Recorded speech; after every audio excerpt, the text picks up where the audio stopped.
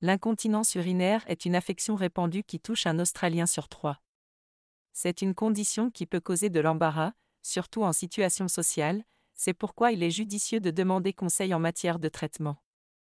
Il existe 3 principaux types d'incontinence urinaire: l'incontinence urinaire d'effort, l'incontinence par impériosité et l'incontinence par débordement. Heureusement, avec l'éducation, l'entraînement des muscles du plancher pelvien et de bonnes habitudes vésicales, l'incontinence urinaire peut être gérée. Donc, si votre qualité de vie a été affectée par cette affection courante, parlez à nos physiothérapeutes pelviens de la clinique pelvienne de Sydney pour obtenir un traitement et des conseils liés au problème. Incontinence urinaire à l'effort.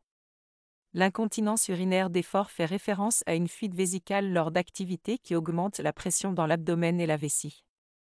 La toux, les éternuements, les rires, les sauts et les activités de levage peuvent tous provoquer le dribble d'urine qui se produit lorsque le corps est en mouvement.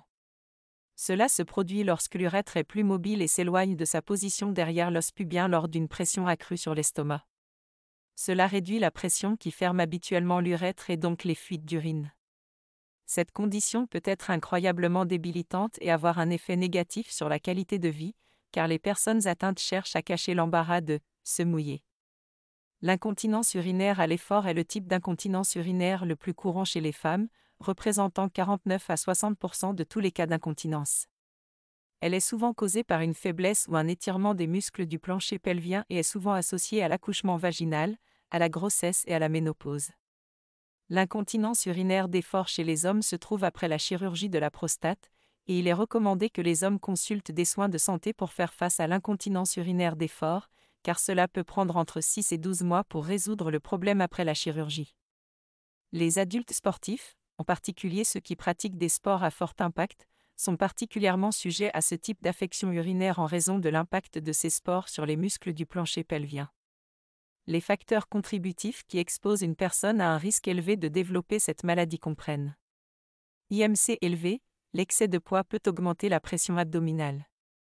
Âge, les femmes de tout âge peuvent contracter la maladie, bien qu'elle soit particulièrement fréquente chez les femmes de plus de 50 ans. Activité physique intense, exercice et levage de charges lourdes. Douleurs lombaires ou pelviennes. Constipation chronique ou fatigue. Toux chronique. Les autres risques pour les femmes comprennent le nombre de grossesses et d'accouchements vaginaux, le poids du bébé de plus de 4 kg, l'accouchement par forceps et la chirurgie gynécologique, la ménopause ou le prolapsus pelvien, lorsque la vessie, l'urètre ou le rectum glissent dans le vagin. Lors de votre première consultation, nos professionnels de la santé discuteront de vos symptômes avec vous et exploreront également certains des facteurs contribuant à votre incontinence urinaire d'effort. Ils évalueront votre comportement vésical et votre plancher pelvien en effectuant certains des tests suivants. Un muscle du plancher pelvien, évaluation PFM. Une échographie en temps réel. Les femmes subiront également un examen vaginal pour vérifier le tonus, le prolapsus, les défauts et la force musculaire. Ces tests évalueront les temps d'endurance, d'élévation et de contraction des muscles de votre plancher pelvien. Ils aident à déterminer s'il y a des raisons musculaires à votre incontinence urinaire d'effort. L'incontinence urinaire d'effort ne peut pas toujours être évitée, mais il y a des choses que vous pouvez faire pour gérer la maladie. Par exemple, buvez moins de liquide, si vous buvez régulièrement plus que vous ne le devriez. Évitez de courir, de sauter et d'autres activités qui pourraient affecter le contrôle de la vessie. Mangez plus de fibres, pour réduire la constipation qui peut aggraver l'état.